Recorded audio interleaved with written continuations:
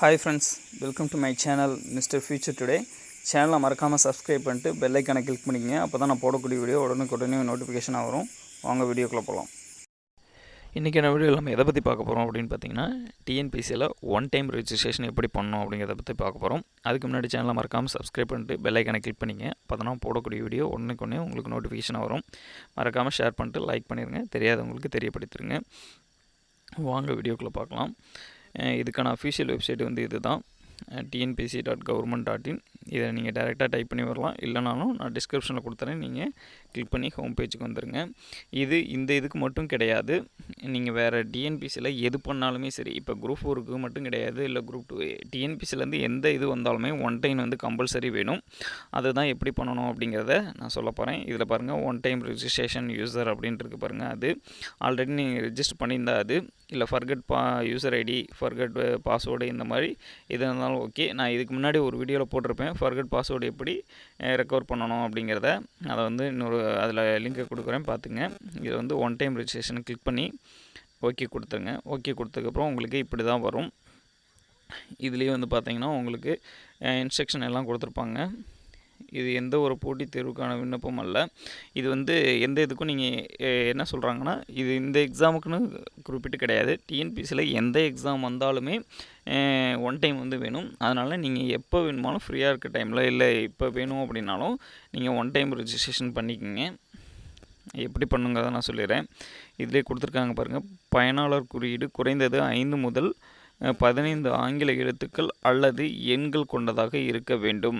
எடுத்துக்காட்டு டிஎன்பிசி 1 2 3 4 அப்படிங்கிற மாதிரி ஒரு எக்ஸாம்பிள் கொடுத்துருக்காங்க. நேமோ இல்லை லெட்டர்ஸ் இந்த மாதிரி கொடுத்து நீங்கள் வந்து கொடுக்கணும். அதில் வந்து அந்த இதில் வந்து வேறு எந்த ஐடியும் இருக்கக்கூடாது. அது ஒரு ரூல்ஸ் வந்து இருக்குது. இப்போ உங்கள் நேம் கொடுக்குறீங்க அப்படின்னா உங்கள் நேம் கொடுத்துக்குங்க. கொடுத்துட்டு பக்கத்துலேயே நம்பர்ஸ் ஏதாச்சும் கொடுத்து நீங்கள் இது பண்ணணும். அந்த மாதிரி கொடுத்து அதில் வந்து எந்த ஐடியும் இருக்காத மாதிரி நீங்கள் பார்த்துக்கணும். அப்படி இருந்தால் அதிலே காட்டும். நான் இப்போ காட்டுறேன் பாருங்கள். ஜஸ்ட் ஒரு நேம் கொடுத்துருக்கேன். இந்த ஈக்குவேஷனை சால்வ் பண்ணுங்கள். அந்த டைமில் என்ன ப்ளஸ் சிம்பிள் வருதோ அதை கூட்டி இதில் வந்து போட்டுருங்க. போட்டுட்டு பயனாளர் குறியீடு உள்ளதா அப்படிங்கிறத நீங்கள் செக் பண்ணணும். இதில் வந்து பார்த்திங்கன்னா, இப்போ நான் கொடுத்த நேமில் இல்லை, ஆல்ரெடி இருக்குது. அதனால் இதை நம்ம பயன்படுத்த முடியாது. வேறு ஏதாச்சும் நம்ம கொடுக்கணும். அதில் கரெக்டாக எடுத்துக்கிற மாதிரி ஆப்ஷனில் நம்ம கொடுக்கணும். நீங்கள் ஒவ்வொரு டைம் போட்டு பார்க்கணும். புதுசாக ஏதாச்சும் கொடுத்து பாருங்கள். அதே மாதிரி ஒவ்வொரு டைமும் நீங்கள் இது கொடுக்குறப்பையும் இந்த ஈக்குவேஷன் சால்வ் பண்ணிவிட்டு தான் நீங்கள் கொடுக்கணும். அப்போ தான் ஒர்க் ஆகும். புதுசாக ஏதாச்சும் ட்ரை பண்ணி பாருங்கள். நேம், டேட் ஆஃப் பர்த்து, இல்லை உங்களோட நம்பர். ஓகே, இப்போ வந்து வந்துருச்சு. இப்போ வந்து நான் ஒரு நேம் கொடுத்துருக்கேன். ஆல்ரெடி இதே நேமில் வேறு யாராச்சும் வச்சுருந்தாங்க அப்படின்னா இதில் வந்து ஃபோன் நம்பர் கொடுத்துருக்காங்க பாருங்கள். கடைசி ஒரு 4 நம்பர் கொடுத்துருக்காங்க. அது உங்கள் ஃபோன் நம்பரா இல்லை உங்கள் மெயில் ஐடியான்னு பார்த்துக்குங்க. அப்படி இருந்ததுன்னா நீங்கள் ரெக்கவர் பண்ணிக்கங்க. ஆல்ரெடி உங்களுக்கு ஒன் டைம் வந்து இருக்குன்னு அர்த்தம். அப்படி இல்லை, இது வந்து என்னோடது கிடையாது அப்படின்னா அதுலேயே கொடுத்துருக்காங்க பாருங்கள், பதிவு செய்யவில்லை எனில் இங்கே சொடுக்கும் அப்படின்னு கொடுத்துருக்காங்க. நீங்கள் அந்த இதை கிளிக் பண்ணிட்டீங்க அப்படின்னா நீங்கள் கரெக்டான இதை கொடுத்துட்டு உள்ளே வந்துடுங்க. உங்களுக்கு கரெக்டாக இருந்தது அப்படின்னா இந்த மாதிரி பேஜ் வந்து ஓப்பன் ஆயிரும். ஓப்பன் ஆனதுக்கப்புறம் அதுலேயே கொடுத்துருப்பாங்க. இந்த பதிவு வந்து பார்த்திங்கன்னா நீங்கள் இந்த 48 ஹவர்ஸ்க்குள்ளே நீங்கள் வந்து கம்ப்ளீட் பண்ணணும். இந்த ஐடியை வச்சு நீங்கள் 48 மணி நேரத்துக்குள்ளே நீங்கள் ரெஜிஸ்ட்ரேஷனை கம்ப்ளீட் பண்ணிடணும். அப்படின்னா அது வேலிடிட்டி முடிஞ்சு போயிடும். நீங்கள் மறுபடியும் ஒரு நேம் கொடுத்து வரணும். பாஸ்வேர்டு வந்து அவங்க என்ன ஃபார்மேட்டில் கொடுத்துருக்காங்கன்னு நான் ஆல்ரெடி மேக்ஸிமம் நான் எல்லா வீடியோலையும் சொல்கிறது தான். பாஸ்வேர்டுக்கு வந்து ஒரு செட் ஆஃப் ரூல்ஸ் இருக்குது. கேப்ஸ் லெட்ரு இந்த மாதிரி கொடுத்து தான் கொடுக்கணும். அதுலேயே இருக்கும். அதை என்ட்ரு பண்ணிக்கங்க. அதே மாதிரி உங்களோட பேர் 10th மார்க் ஷீட்டில் இருக்க மாதிரி உங்களோட நேமை டைப் பண்ணிக்கங்க. அதே மாதிரி ஃபோன் நம்பர், அப்பா பேர், அப்பாவோட பிறந்த மாவட்டம், பூர்வீக மாவட்டம் இதையும் கொடுக்கணும். அதே மாதிரி தாயார் அவங்களோட பேர் அண்ட் இன்சில் இதையும் தெளிவாக கொடுத்துக்குங்க. கொடுத்துட்டு பார்த்திங்கன்னா உங்களோட டேட் ஆஃப் பர்த் எல்லாமே பார்த்திங்கன்னா உங்களோட எஸ்எஸ்சி மார்க் ஷீட்டில் இருக்கிற மாதிரி தான் நீங்கள் கொடுக்கணும். அதே மாதிரி விண்ணப்பதாரர் உங்களோட நேட்டிவ் டிஸ்ட்ரிக் அண்டு பூர்வீக மாவட்டம் எது அப்படிங்கிறத கொடுத்துடணும். அடுத்தது ஜெண்டர் நீங்கள் கிளிக் பண்ணணும். அதுக்கு அடுத்தது நீங்கள் என்ன மதம் அப்படிங்கிறத கொடுத்துடணும். அதே மாதிரி இனம் வந்து சிட்டிசன் ஆஃப் இந்தியா இதெல்லாம் தெளிவாக கொடுத்துருங்க. நீங்கள் எல்லாம் கொடுத்ததுக்கப்புறம் அடுத்த ஆப்ஷன் கம்யூனிட்டி டீட்டெயில் வரும். நம்ம ஃபஸ்ட்டு எல்லாம் நீங்கள் என்ட்ரு பண்ணிட்டு வந்ததுக்கப்புறம் தான் இதில் காட்டும். இங்கே பாருங்கள் வந்திருக்கு பார்த்தீங்களா, உங்களோட கம்யூனிட்டி டீட்டெயிலில் நீங்கள் ஃபில்அப் பண்ணுற மாதிரி இருக்கும். ரிசர்வேஷன் கேட்டகரியில் வரீங்களா அப்படின்னு கேட்டிருப்பாங்க. ரிசர்வேஷன் கேட்டகரினா எஸ்சி, எஸ்டி, எம்பிசி இது எல்லாமே ரிசர்வேஷன் கேட்டகரியில் தான் வரும். அதை தவிர்த்து இருக்கிறது மட்டும்தான் அதர்ஸ்னு வரும். இதில் பாருங்கள், அதில் கம்யூனல் ரிசர்வேஷன் கேட்டகரியில் நீங்கள் கொடுத்துடணும். கொடுத்ததுக்கப்புறம் ஓகே அப்படின்னு கொடுத்துட்டு உங்களோட கம்யூனிட்டி நேம் என்ன அப்படிங்கிறத கொடுத்துருங்க. கம்யூனிட்டி சர்டிஃபிகேட் வந்து இஷ்யூ பண்ணது வித்தின் தமிழ்நாடா இல்லை தமிழ்நாட்டுக்கு ஆதாரா அப்படின்னு கேட்டிருக்காங்க. நம்ம தமிழ்நாடு கொடுத்துக்கலாம். அதில் வந்து உங்கள் கேட்டகரி எதுவோ அதை கொடுத்துக்குங்க. அதே மாதிரி உட்பிரிவு கேட்டிருப்பாங்க, சாதியோட உட்பிரிவு கேட்டிருப்பாங்க. அதையும் நீங்கள் கம்யூனிட்டி சர்டிஃபிகேட்டை கையில் வச்சுக்கிட்டே பண்ணுங்கள். அதே மாதிரி உங்களோட டிஸ்ட்ரிக் அண்டு தாலுக் சர்டிஃபிகேட்டு வழங்கிய நாள் வந்து கேட்டிருக்காங்க. வழங்கிய அதிகாரி யாருன்னு கேட்டிருக்காங்க. தாசில்தாராக இருக்கலாம், சப் தாசில்தார், இந்த மாதிரி யாரோ அவங்கள கொடுத்துட்டு கம்யூனிட்டி சர்டிஃபிகேட் நம்பரை என்ட்ரு பண்ணிக்கங்க. அதே மாதிரி கம்யூனிட்டி சர்டிஃபிகேட்டு கொடுத்த டேட்டு மறக்காமல் என்ட்ரு பண்ணுங்கள். இது எல்லாமே ஒன் டைமில் கம்பல்சரி நீங்கள் பண்ணணும். பண்ணி முடித்ததுக்கப்புறம் அந்த முதற்கட்ட பதிவு வந்து வெற்றிகரமாக முடிந்தது அப்படின்னு வந்துடும். அடுத்தது 2வது ஸ்டெப் பார்த்தீங்க அப்படின்னா உங்களோட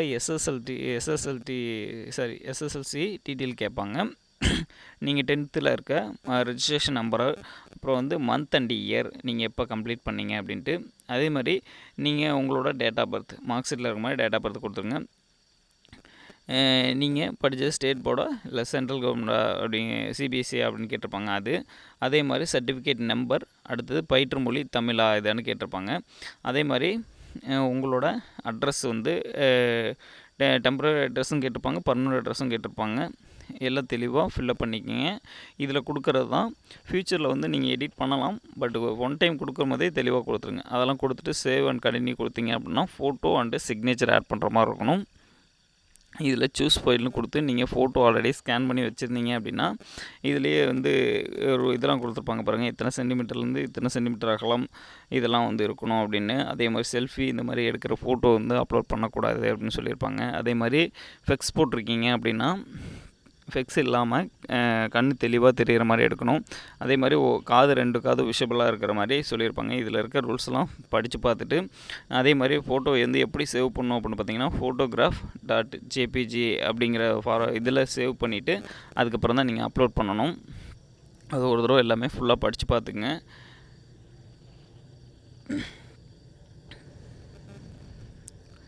அதே மாதிரி சிக்னேச்சருக்கும் சைடில் வந்து கொடுத்துருக்காங்க பாருங்கள். சிக்னேச்சர் வந்து ஒவ்வொன்றும் எப்படி இருக்குது அப்படிங்கிறத ஃபுல்லாக எல்லாம் இது பண்ணிட்டு சூஸ் ஃபைலில் கொடுத்துட்டு நீங்கள் சேவ் பண்ணி வச்சுருக்க ஃபோட்டோவையும் சிக்னேச்சரையும் ஆட் பண்ணிக்கோங்க. ஆட் பண்ணதுக்கப்புறம் கீழே வந்து பார்த்தீங்கன்னா சேமி அண்டு தொடருன்னு இருக்கும், சேவ் அண்ட் கண்டினியூன்னு இருக்கும். அதை நீங்கள் கிளிக் பண்ணிட்டீங்க அப்படின்னா உங்களுக்கோட டீட்டெயில் எல்லாமே வந்துடும். நீங்கள் ஒன் டைமில் கொடுத்த டீட்டெயில் ஃபுல்லாகவே உங்களுக்கு காட்டும். நீங்கள் கொடுத்துருக்க டீட்டெயிலெலாம் கரெக்டாக இருக்கா அப்படின்னு ஒரு தடவை செக் பண்ணி பார்த்துக்குங்க. இப்போயே தப்பாக இருந்ததுன்னா போய் மாற்றிட்டு வந்துடுங்க. அதுக்கப்புறம் மாற்றுறதுக்கு கொஞ்சம் சிரமமாக இருக்கும். எல்லாம் கரெக்டாக இருக்கா அப்படிங்கிறத ஃபுல்லாக ஒரு தடவை செக் பண்ணி பார்த்துட்டு இந்த டிக் பாக்ஸில் கிளிக் பண்ணிக்கங்க. கிளிக் பண்ணிட்டு சேவ் அண்ட் கண்டினியூ கொடுங்க. இதை ஒரு தடவை நீங்கள் ஃபுல்லாக படித்து பார்த்துங்க. என்னென்னா ஓடிபி கொடுத்து என்ட்ரு பண்ணிட்டீங்கன்னா மறுபடியும் கரெக்ஷன் பண்ணுறது சிரமமாயிடும். அதனால் அது கேட்குறாங்க. எல்லாம் ஓகே அப்படின்னா எல்லாம் கண்டினியூ பண்ணிட்டு அடுத்தது பேமெண்ட் கட்டுற பேஜுக்குள்ளே போகும். இதில் வந்து பார்த்திங்கன்னா 150 நீங்கள் பேமெண்ட் கட்டுற மாதிரி இருக்கும். இது வந்து எப்பயுமே நீங்கள் ஒன் டைம் ரெஜிஸ்ட்ரேஷனில் 150 கட்டினீங்கன்னா 5 வருஷத்துக்கு வந்து இது வந்து ஆக்டிவில் இருக்கும். அடுத்த 5 வருஷம் கழித்து நீங்கள் மறுபடியும் 150 கட்டுற மாதிரி இருக்கும். இதில் எம்பிசி பிசியில் இருக்கவங்களுக்கு 3 டைம் ஃப்ரீயாக கொடுப்பாங்க. எஸ்சி எஸ்டிக்கு ஃப்ரீ தான் எப்பயுமே. இதில் வந்து பேமெண்ட்டை நீங்கள் சூஸ் பண்ணதுக்கப்புறம் கிரெடிட் கார்டா டெபிட் கார்டா நெட் பேங்கிங்கா அப்படின்னு கேட்கும். நான் நெட் பேங்கிங்கில் கட்டுறேன். கொடுத்துட்டு ப்ரொசீட் டு பே அப்படின்னு கொடுத்துட்டீங்க அப்படின்னா அடுத்த பேஜுக்குள்ளே வரும். பேமெண்ட்டு இதெல்லாம் டீட்டெயிலாக வந்துடும். அதில் பே நவ் அண்ட் சப்மிட் அப்ளிகேஷன் இருக்கும். இதில் உள்ளே வந்ததுக்கப்புறம் நீங்கள் நெட் பேங்கிங்கில் என்ன இது வச்சுருக்கீங்களோ அது நீங்கள் டெபிட் கார்டு இருந்தாலும் டெபிட் கார்டில் கட்டுங்க, இல்லை வந்து கிரெடிட் கார்டு இருந்தாலும் கிரெடிட் கார்டில் கட்டுங்க. நான் நெட் பேங்கிங்கில் கட்டுறேன்.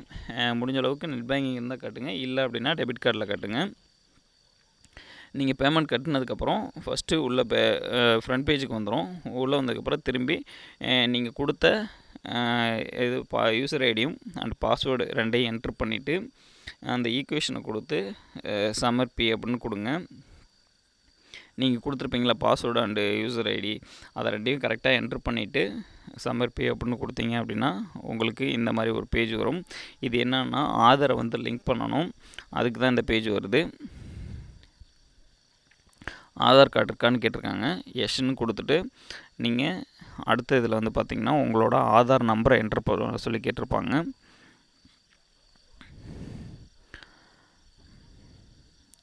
நீங்கள் கரெக்டாக ஆதார் நம்பரை என்ட்ரு பண்ணிவிட்டு அதே மாதிரி உங்கள் ஆதாரில் எப்படி நேம் இருக்கோ அதே மாதிரியே இதுலேயும் நேமை வந்து டைப் பண்ணிக்கங்க. அதுலேயே எல்லாம் வந்துடும். அதில் ஈக்குவேஷனை கொடுத்துட்டு நீங்கள் அந்த டிக் பாக்ஸில் டிக் பண்ணிவிட்டு ஈக்குவேஷனை சால்வ் பண்ணிட்டு